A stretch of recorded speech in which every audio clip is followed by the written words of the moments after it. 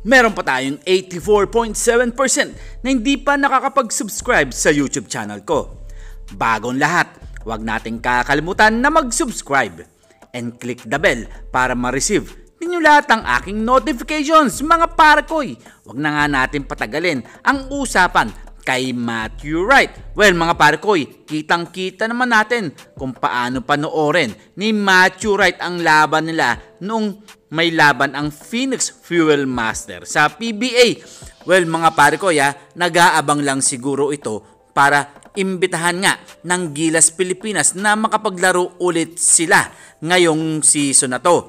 Well, nakakapanghinayang lang dahil hindi nakuha ng Gilas Pilipinas ang player na ito dahil alam naman natin na kailangan nga ng Gilas ng mga shooter. At isa pa, mga parkoy, sana makapaglaro ulit ito sa PBA at kunin ng Phoenix Fuel Master dahil alam naman natin ang rights nasa Phoenix Fuel Master pa rin. Di ba, mga parkoy? Kayo, ano sa palagay nyo? Matutuloy kaya ang pagbabalik ni Matthew Wright sa PBA at sa Phoenix Fuel Master? Well, abang-abang lang tayo dyan, mga parkoy.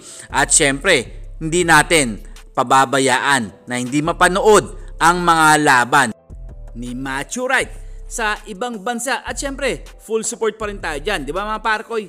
Well, dumako naman tayo dito kay Teniente L.A. Tenorio. Maraming nanabik nga sa paglalaro ni L.A. Tenorio sa PBA. At syempre, ang favorite crowd nga ay ang Barangay Ginebra. Well, syempre, sa nakikita ko, mga parkoy, sa napanood ko, medyo nag-a-adjust pa nga ito si L.A. dahil nga sa kanyang sakit. Well, free cancer na nga siya at walang-wala na at wag na sanang bumalik ang sakit niya para ituloy-tuloy niya ang kanyang paglalaro sa Barangay Ginebra. Well, ang good news niyan, nanalo nga ang Ginebra nung last game nila.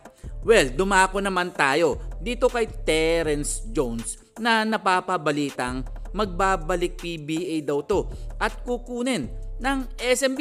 Well, kung sa natatandaan nyo, naglaro nga ito sa TNT Katropa at lahat ng mga import medyo nahirapan. Yun nga lang, mga parkoy, may konting attitude tong player na to.